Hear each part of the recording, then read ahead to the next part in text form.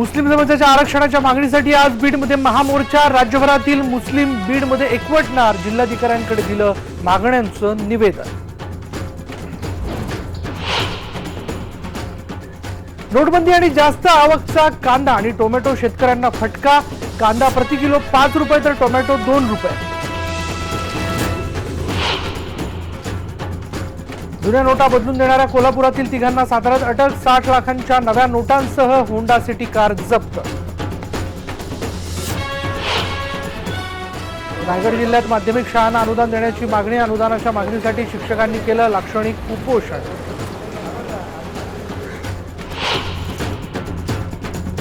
अकोल्यामध्ये जिम्नॅस्टिक प्रशिक्षकानंच केलं विद्यार्थ्यांचं लैंगिक शोषण। मुकेश तुंडलायत या नराधम प्रशिक्षकाला अटक।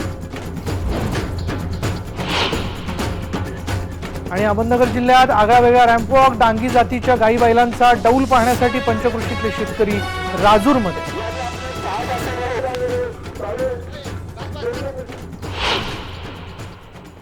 नमस्कार, मी विशाल। गावाकडच्या बातम्यांमध्ये आपलं स्वागत। सुरुवात करूयात आत्ता या क्षणाच्या महत्त्वाच्या बातमीने। मुस्लिम समाजाच्या आरक्षणाच्या मागणीसाठी आज बीडमध्ये महामोर्चा काढण्यात आला आणि या मोर्चामध्ये राज्याच्या कानाकोपऱ्यातून मुस्लिम बांधव सहभागी झाले होते।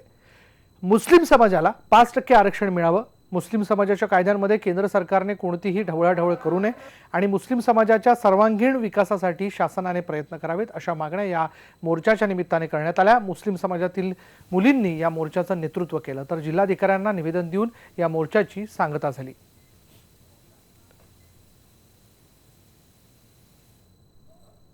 मुस्लिम समाजातील काही धर्मगुरू आणि काही समाजातील ज्येष्ठ मंडळी आहेत। आपण त्यांच्याकडून नेमकं जाणून घेऊया की नेमकी या मोर्चेची काय डिमांड होती आणि काय त्यांच्या मागण्या आहेत।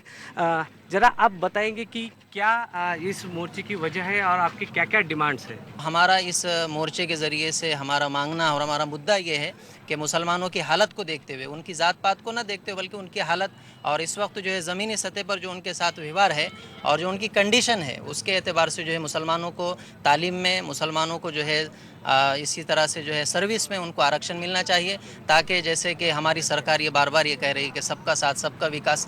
तो सबका साथ कब होगा जबकि सारे धर्म के लोग, सारे समाज के लोग और पूरे हिंदुस्तानी जो है सब जो है लेवल उनका बढ़ेगा, हर इसमें सर्विसेज में है और तालीम में है, तो सबका साथ सबका विकास वाली बात सच होगी। तो हमारा मुद्दा ये है कि जो गवर्नमेंट कह रही है कि सबका साथ हो, सबका विकास हो, तो हम यही कहने आए हैं कि भाई सबका विकास हो रहा है तो मुस्लिम धर्म के जो मानने वाले हैं उनका भी विकास होना चाहिए। किस तरह से इसका नियोजन किया है और किस तरह से ये कहाँ से शुरुआत हुआ है, अभी कहाँ तक आया मोर्चा। अल्हम्दुलिल्लाह इसमें जो है पूरे बीड ज़िले से लोग आए हुए हैं और जिस मोर्चे का नियोजन जो है हमारे जैसे नौजवान के साथ साथ हमारे बुजुर्गान दीन भी इसमें काफ़ी मेहनत कर चुके हैं। पहले जो है हर समाज की तरफ से जो है हमें पानी का जो है ड्रिंकिंग वाटर का जो है वो पानी का नियोजन भी दिया गया है।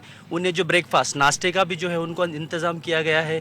साथ में उनके एनर्जी कम नहीं होना इसलिए उनको बिस्किट्स या फिर एनर्जी ड्रिंक्स वगैरह भी जो उनको प्रोवाइड किया गया है। साथ में मेडिकल फैसिलिटीज़ भी जो है हमारे भाई से बहुत से एमआर भाई जो है वो मेडिकल और टैबलेट के ताल्लुक से भी जो है उनको मेडिकल वो प्रोवाइड कर रहे हैं और हर समाज का जो है हमको अब तक पाठिंबा मिल चुका है। 5% दिया गया है आर्थिक और रोजगार में और एजुकेशन में, वो उसको फौरी दे। तो वो जो आपका हमारा नारा है देश का, सबका साथ सबका विकास और इक्वल अपॉर्चुनिटी की जो बात हो रही है वो अप्लाई होगी। कॅमेरा पर्सन सुधीर जाधव सह शशी केवडकर, IBN लोकमत, बीड। यानंतर अकोल्यामधल्या एका जिम्नॅस्टिक प्रशिक्षकाने केलेला धक्कादायक प्रकार, त्याबद्दलची बातमी आहे।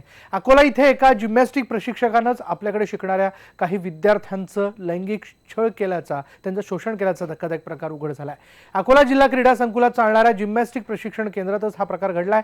मुकेश तुंडलायत असे आरोपी जिम्नॅस्टिक प्रशिक्षकाचं नाव आहे। रामदासपेठ पोलिसांनी या नराधमाला अटक केलेली असून सध्या त्याची रवानगी न्यायालयीन कोठडीत करण्यात आली आहे। विशेष म्हणजे हा प्रकार पीडित विद्यार्थ्यांनी अकोल्याचे जिल्हाधिकारी जी श्रीकांत यांच्या कानावर टाकल्यानंतर हा धक्कादायक प्रकार उघड झाला। अकोल्याचं वसंत देसाई क्रीडा संकुल, या क्रीडा संकुलाच्या मैदानावर आरोग्य स्वास्थ्याचे धडे दिले जातात, मात्र त्याच ठिकाणी सामाजिक स्वास्थ्य बिघडवणारा एक घृणास्पद प्रकार या शिक्षकांनी केलाय। आणि हा प्रकार घडलेला आहे तिथल्या जिम्नॅस्टिक प्रशिक्षण केंद्रामध्ये। विद्यार्थ्यांना जिम्नॅस्टिकचे धडे देण्यासाठी इथे जिम्नॅस्टिक प्रशिक्षण केंद्र आहे। गेल्या 4 वर्षांपासून मुकेश तुंडलायत हा या ठिकाणी जिम्नॅस्टिकचे धडे देतोय, मात्र मुकेशनं जिम्नॅस्टिक प्रशिक्षणाच्या नावाखाली इथे शिकणाऱ्या अनेक अल्पवयीन कोवळ्या मुलांचं बालपण जे आहे ते हिसकावून घेण्याचा घृणास्पद प्रकार केलेला आहे. काही मुलांसोबत फक्त एक मुला नाही, असे भरपूर मुलांसोबत असे यांनी हा लैंगिक छळ केलेले होता. आणि त्या मुलांचा मग विश्वास घेऊन, त्यांच्या पालकांना विश्वासात घेऊन आपण मुलांनी सर्व त्यांच्यासोबत ते घडलेली घटना त्यांनी विस्ताराने सांगितलं. मग prevention of sexual crime against children ह्या कायद्याअंतर्गत मग त्या मुलांचा विश्वास घेऊन पोलिसांकडे तक्रारी आपण नोंदवल्या आणि लगेच घटना कळत आपल्याला प्रशासनाला आणि मला हा घटना कळल्यानंतर लगेचच आपण अटक केलं आणि आज रोजी तो सदर जो आरोपी आहेत ते ज्युडिशियल कस्टडीमध्ये आहेत. यानंतर बातमी आहे साताऱ्यातनं. जुन्या नोटा बदलून देणाऱ्यांना अटक करण्यात आली आहे आणि अटक केलेल्यांमध्ये तिघांचा समावेश आहे. या तिघांना सातारा पोलिसांनी अटक केली आहे. जुन्या नोटा बदलून देण्यासाठी ते कोल्हापूरहून साताऱ्यात आले होते. या तिघांना 60 लाखांच्या नव्या नोटांसह ताब्यात घेण्यात आलंय. त्यांच्यासोबत पकडलेल्या सर्व नोटा या 2000 रुपयांच्या नव्या नोटा आहेत. सातारा LCBने ही कारवाई केली आहे. या तिघांकडून एक होंडा सिटी गाडीही जप्त करण्यात आली आहे. तर या प्रकरणी साताऱ्यातील बॉम्बे रेस्टॉरंट पोलीस चौकीत गुन्हा दाखल करण्यात आला.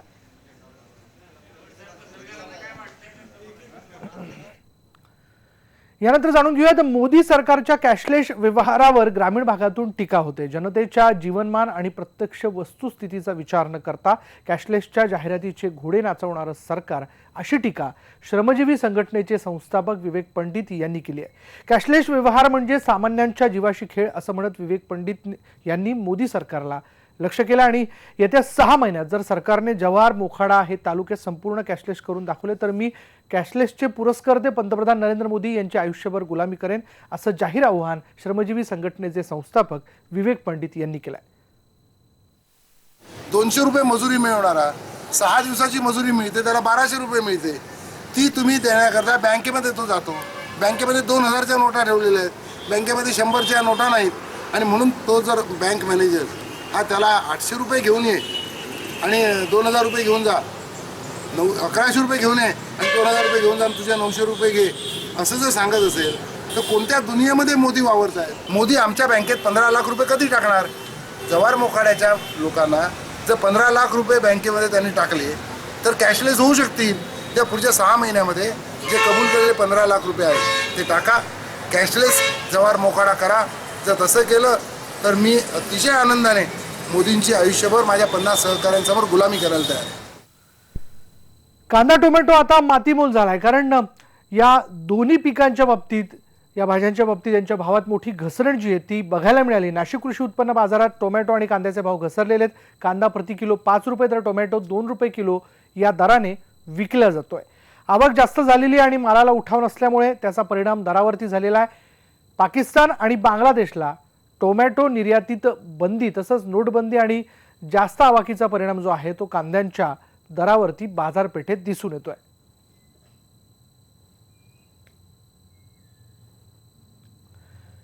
यानंतर बातमी बुलढाण्यात. बुलढाणा जिल्ह्यामध्ये नोटबंदीनंतरही अजूनही पैसा जनतेला पाहिजे तसा त्यांच्या हाती आलेला नाहीये.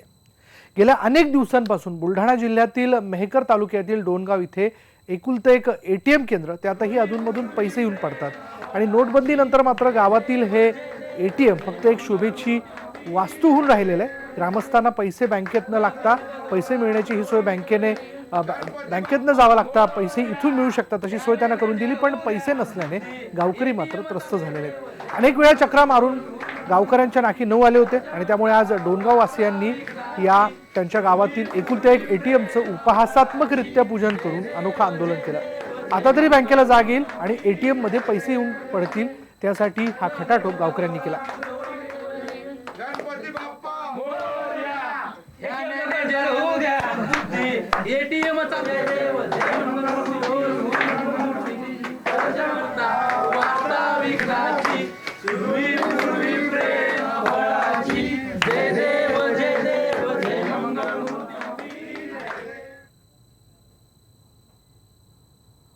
यानंतर बातमी शिरूरमधनं. शिरूर तालुक्यातील पिपळसुट्टी गावातील कैलास कोकरे यांच्या शेतात ऊसाची तोडणी चालू असताना बिबट्याची 3 बछडे जे आहेत बिबट्याचे ते सापडलेले आहेत. यावेळी त्या पिल्लांची आई जी आहे ती याच वेळी या उसाच्या शेतात होती आणि यानंतर वनविभागाने त्वरित घटनास्थळी जाऊन बिबट्याच्या बछड्यांना शेजारील दुसऱ्या उसाच्या शेतात सोडून दिलं. या पिल्लांमध्ये एक मादी आणि 2 नर अशी 3 पिल्लं आहेत. मागील काही दिवसांपासून या परिसरात बिबट्यांची मोठ्या प्रमाणात दहशत पसरली आहे आणि या परिसरात बिबट्याने अनेक पाळीव प्राणी व्यक्तींवर हल्ले केलेले. त्यामुळे लोक संध्याकाळचे घराबाहेर पडायला देखील घाबरत आहेत. ती टाळाटाळ ते करतात घराबाहेर पडणंही. आता तर लोकांनी स्वतः बिबट्याची मादी आणि बछडी पाहिले असल्यानं लोकांमध्ये मोठ्या प्रमाणात भीती पसरली.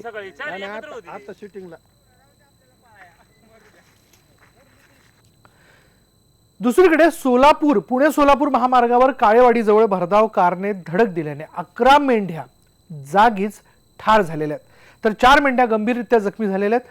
आज दुपारी 2:30 वाजण्याच्या सुमारास पुणे बाजूने येणाऱ्या मारुती सियाज गाडीने रस्ता पार करणाऱ्या मेंढ्यांच्या कळपालाच धडक दिल्याने कळपातील 11 मेंढ्या जागीच ठार झालेल्या असून पुणे सोलापूर महामार्गावर रस्ता दुभाजकावरील गवताच्या चाऱ्यासाठी अनेक वेळा जनावरे मोकाट सोडली जात आहेत आणि यामुळे या महामार्गावर बऱ्याच वेळेस मोकाट जनावरांच्या या आशा सोडण्याने अनेक वाहन चालकांना आणि जनावरांनाही प्राण गमवावे लागलेत.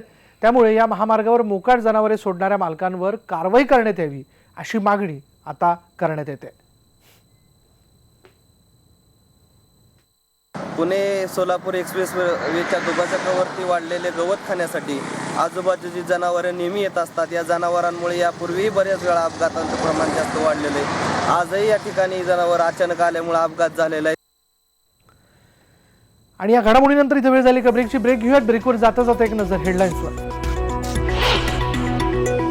चेन्नई टेस्ट जिंकत भारताने मालिका घातली 4-0 ने खिशात. रवींद्र जाडेजाने घेतल्या 7 विकेट्स. करुण नायर आणि लोकेश राहुल ठरले विजयाचे शिल्पकार. उल्हासनगर महापालिकेला आयकर विभागाची नोटीस. 50,000पेक्षा जास्त मालमत्ता कर भरणाऱ्यांची नावं देण्याची नोटीस. चेन्नईत दागिन्यांच्या व्यापाऱ्याकडून 10 कोटींच्या जुन्या नोटा आणि 6 किलो सोनं जप्त. आयकर विभागाची धाड.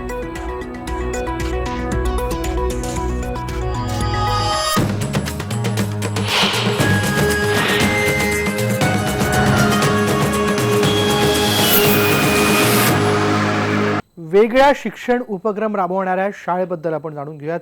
ग्राममंगल असं या शाळेचं नाव आहे. अनुताई वाघ यांच्या विचारानं 1982च्या सुमारास ग्राममंगल शाळा सुरू झाली. आज तिचा 34वा वर्धापन दिन आहे आणि हा वर्धापन दिन मोठ्या जल्लोषात साजरा करण्यात आला. आदिवासी बहुल अशा या भागातील आदिवासी शिक्षणापासून वंचित आहेत आणि अशा आदिवासी मुलांना शिक्षण देऊन त्यांना समाजाच्या मुख्य प्रवाहात आणण्याच्या उद्देशानं ग्राममंगल ही संस्था गेल्या अनेक वर्षांपासून कार्यरत आहे. पालघर जिल्ह्यातील डहाणू तालुक्यातील वाणगाव स्टेशनपासून 11 किलोमीटर अंतरावर ऐना या ठिकाणी प्रशस्त जागा, जवळ सरकारी दवाखाना आणि शहरी मंडळींना येण्यास सोयीस्कर असलेलं हे ठिकाण जे आहे या ठिकाणाला स्नेहनगरी असं नाव देण्यात आलं आहे. इथे बालवाड्या आणि विकास घर सुरू करून गरजू विद्यार्थ्यांना शिक्षण देण्याचं काम ग्राममंगळ करतंय. ऐना इथे मुख्य केंद्र शाळा असून परिसरातील गावात 8 ठिकाणी विकास घर तर 8 ठिकाणी बालवाड्या संस्थेच्या माध्यमातून सुरू आहेत. ग्राममंगळमध्ये सध्या 9वी पर्यंत वर्ग असून तिथे 115 मुलं तिथेच राहून शिक्षण घेतात. ग्राममंगळमधील शिक्षण पद्धती अत्यंत वेगळी असून इथे प्रकल्पातून विद्यार्थ्यांना शिक्षण दिलं जातं. बागकाम, शेतकाम, त्याचबरोबर लावण्य प्रकल्प व त्यामध्ये वारली पेंटिंग, चित्रकला, बांबूकाम तसंच संगीतशास्त्र आणि खेळातून शिक्षणाचे धडे दिले जातात आणि त्यामुळे येथील विद्यार्थी दैनंदिन शिक्षणासोबतच मातीच्या वस्तू, बांबूच्या वस्तू, वारली पेंटिंग, शेतीचं काम इथे शिकत असतात. त्यामुळे विद्यार्थी स्वावलंबी होत असल्याचं चित्र या ग्राममंगळाच्या माध्यमातून निर्माण होताना दिसतंय.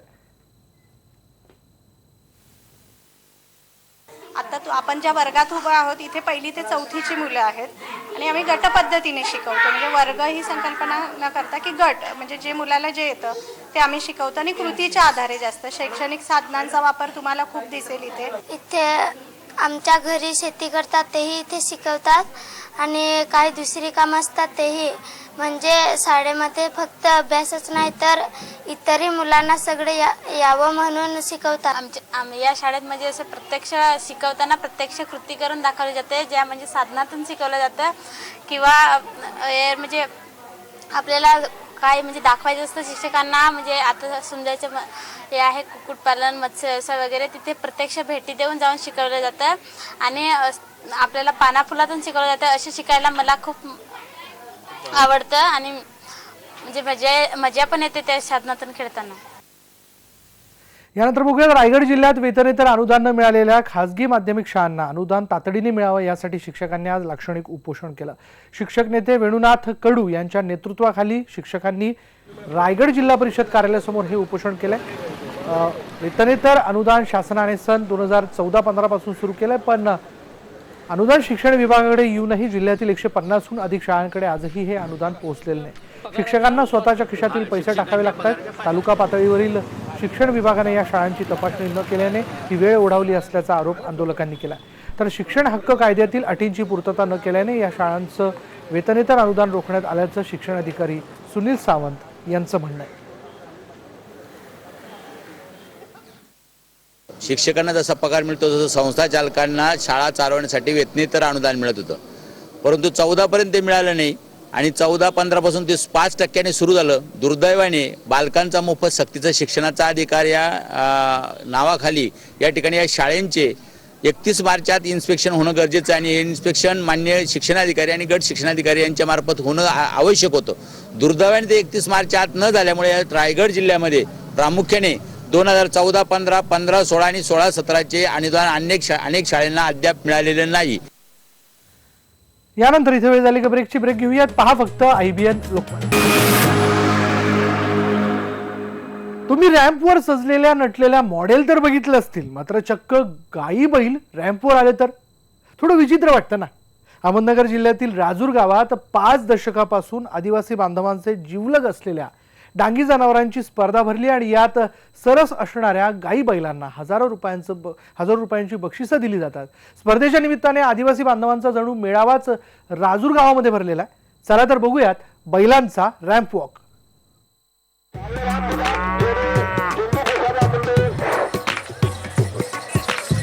आरोग्य, रंग, ताकद, उंची आणि सगळ्यात महत्त्वाचं म्हणजे चालण्याचं रुबाब असलेले हे आहेत डांगी वळू. भर पावसात आदिवासी बांधवांच्या खांद्याला खांदा लावून शेतात काम करणाऱ्या डांगी जातीच्या जनावरांची अनोखी स्पर्धा भरली आहे अहमदनगर जिल्ह्यातील राजूर गावात. माजी आदिवासी विकास मंत्री मधुकर पिचड यांच्या संकल्पनेतून 45 वर्षांपूर्वी डांगी जनावरांचे प्रदर्शन आणि स्पर्धा सुरू करण्यात आल्या. आदिवासी बांधवांकडील डांगी गाई बैलांचे वयानुसार गट केले जातात. शेवटी प्रत्येक गटातील विजेत्यांचा रॅम्प वॉक होतो. त्यातून एका भरभक्कम डांगी वळूला प्रथम क्रमांकाचं पारितोषिक दिलं जातं. हजारो रुपयांचं बक्षीस आणि त्यापेक्षाही आपल्या बैलाच्या विजयाचा सन्मान आदिवासी बांधवांसाठी मोठा असतो. स्पर्धेच्या निमित्तानं डांगी जनावरांच्या खरेदी विक्रीचा मोठा बाजार या गावात भरतोय. डांगी जातीच्या बैलांना विशेष महत्त्व असतं. सामान्य बैलांपेक्षा या बैलांमध्ये जास्त शक्ती असते.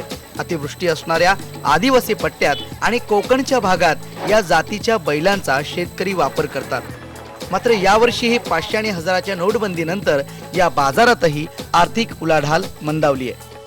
अत्यंत नवीन नोटांची तर संपूर्ण राज्यात नाही तर संपूर्ण देशामध्ये चंचन आहे आणि त्याच पद्धतीने व्यापाऱ्यांकडे देखील ज्यावेळेस हा जो काही व्यवहार असतो हे सर्व व्यवहार जे आहेत हे रोख स्वरूपामध्ये असतात आणि रोख स्वरूपामध्ये आज कोणाकडेही एवढ्या मोठ्या प्रमाणामध्ये चलन शिल्लक नाही आहेत. त्याच्या अनुषंगाने फार मोठ्या प्रमाणामध्ये शेतकऱ्यांना या ठिकाणी या नोटबंदीचा या ठिकाणी त्रास आणि फटका या ठिकाणी या बाजारपेठेवरती देखील होताना दिसतोय. दरम्यान या प्रदर्शनात राज्यातील विविध भागातून शेतकरी आणि व्यापारी आले. मात्र सुट्या पैशांची कमतरता आणि नोटबंदीमुळे व्यवहार करायचा तरी कसा असा प्रश्न शेतकरी आणि व्यापाऱ्यांसमोर उभा राहिलाय. सटाणा तालुक्याने आलोय ताराबाद गावातून. इथं बैल घेण्यासाठी आलोय, पण रोख पैसा नसल्यामुळे मला इथं बैल घ्यायला जमून नाही राहिलं आणि चक्काने तर इथले व्यापारी शेतकरी ऐकत नाही. मोदी सरकारने 500च्या नोटांचा आणि 1000च्या नोटांचा खूळ घातल्यामुळं आम्हाला काही बैल खरेदी करता येईना. 2000 रुपये बँकेतून भेटत आहे, त्यातून काय करणार आहे आम्ही. 5 दशकापासून सुरू झालेली ही यात्रा म्हणजे आदिवासी बांधवांसाठी पर्वणीच असते. डोंगर दऱ्यात राहणारे सर्व बांधव एकमेकांना भेटतात आणि या निमित्तानं नाती आणखी दृढ होतात. हरीश दिमोटे, IBN लोकमत, अहमदनगर.